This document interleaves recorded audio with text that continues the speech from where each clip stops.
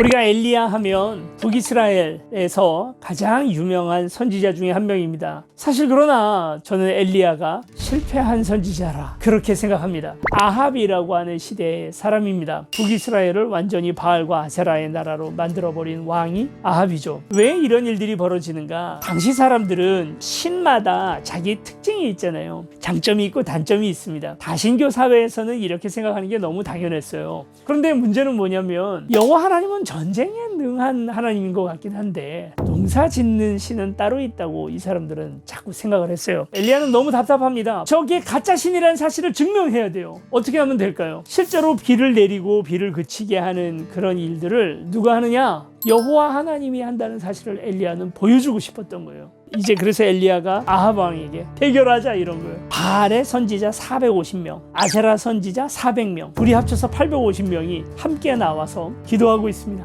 이쪽에는 엘리야 혼자서 홀홀단신 나왔어요. 바알과 아세라 선지자들도 될 거라고 생각을 했나 봐요. 그리고 그 제단에 불이 떨어지기를 위하여 기도합니다. 그러나 아무 일도 일어나지 않죠. 엘리야가 하나님 앞에 기도하니까 하늘로부터 불이 떨어져서 그 찰방찰방하게 쌓아놨던 물까지도 다 한꺼번에 싹 증발해버릴 만큼 엄청난 불이 떨어지죠. 저 앞에 바다 위에 손바닥만한 구름이 하나 떠 있더라는 거죠. 그걸 보고 엘리야가 왕이시여 이제 곧 비가 와서 마차가 막힐 겁니다. 먼저 얼른 올라가세요. 이제 아합이 서둘러서 올라가려고 하는데 비가 막 쏟아지기 시작해요. 엘리야는 속으로 생각했죠. 이제 모든 백성들이 다 비를 내리는 건 바알과 아세라가 아니고 여호와 하나님이라는 거 다 봤다. 다 눈으로 봤잖아요. 그러니 이 정도면 이제 하나님 앞에 다시 돌아오겠지라고 생각을 해서 사마리아 성까지 단숨에 뛰어 올라갑니다. 소식이 들려오죠. 이세벨이 내가 내일까지 엘리야의 머리를 그냥 내버려 두면 신들이 내게 벌 위에 벌을 내릴지어다 했다는 거예요. 그렇게 얘기했어도 아합이 당신이 무슨 소리야? 이번에 이렇게 지금 일어나는 일들 못 봤어? 여호와 하나님을 믿어야지. 그런데 그런 일은 없었습니다. 그리고 돌아가는 사정을 보니까 이제 비가 내리고 나니까 또 이스라엘 사람들 안에서 별로 여호와 하나님에 대해서 뭐 믿어야 되겠다 하는 얘기들도 없고 돌아가는 분위기가 영 아닌 거예요. 엘리야가 도망을 갑니다. 가다가 그 유다 광야에서 로뎀이라고 하는 나무 그 그늘에 앉아가지고 주님 이제는 더 바랄 것이 없습니다. 나의 목숨을 거두어 주십시오. 나는 내 조상보다 조금 더 나을 것이 없습니다. 나의 조상들 그들을 넘어서려고 했던 거죠. 내가 하면 잘할 수 있을 거라 생각을 했던 거죠. 그랬는데 다시 자기 자신을 반추해 보니까 결국 그들보다 못하구나 하는 생각들을 가지게 된 거죠. 하나님 어떻게 하십니까? 엘리야를 재워요. 일어나면 물과 떡을 예비를 해 놓으십니다. 그래서 그걸 또 먹고 마시고 또 자요. 또 몸을 충분히 다 회복을 시킨 거죠. 잘 쉬고 엘리야를 다시 깨워서 이스라엘의 성산이자 이스라엘이 태동했던 첫 본질 시내산으로 그 앞으로 간 거예요. 세워놓고 그 앞에 급하고 강한 바람이 불어오는데 바위가 터질 정도의 어마어마한 바람이 불었다는 것입니다. 그리고 또 이번에는 지진이 나는데 그리고 또 불이 지나가는데 근데 이 자연현상에는 공통점이 하나 있더라는 거죠.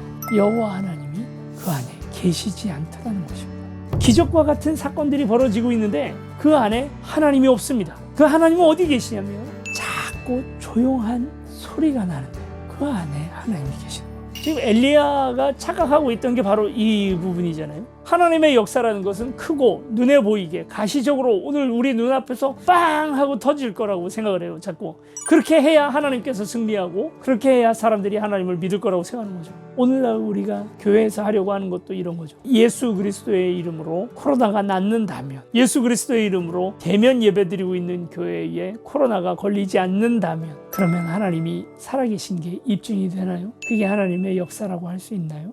그런 역사도 물론 일으키시는 하나님이지만 보이지 않게 조용한 음성으로 말씀하시는 하나님이었다는 것입니다. 사람 안 변한다 하고 우리는 그냥 염세주의적으로 좌절할 건가요? 내 힘으로 내 능력으로 되지 않지만 성령의 능력으로 오늘 우리는 사람이 거듭나고 달라질 수 있다는 것도 믿는 것이죠. 그 역사 어디서 일어나나요? 조용한 목소리로 오늘 우리에게 변화가 일어나기 시작합니다. 엘리야야, 너는 여기에서 무엇을 하고 있느냐? 엘리야의 대답은 그렇습니다. 나는 이제까지 만군의 하나님만 열정적으로 섬겼습니다. 그러나 이스라엘 자손은 주님과 맺은 언약을 버렸습니다. 이제 나만 남았어요. 그들은 내 목숨마저도 찾아서 없애려고 하고 있습니다. 하나님께서 이 엘리야에게 뭐라고 얘기하는지를 여러분 잘 들어보십시오.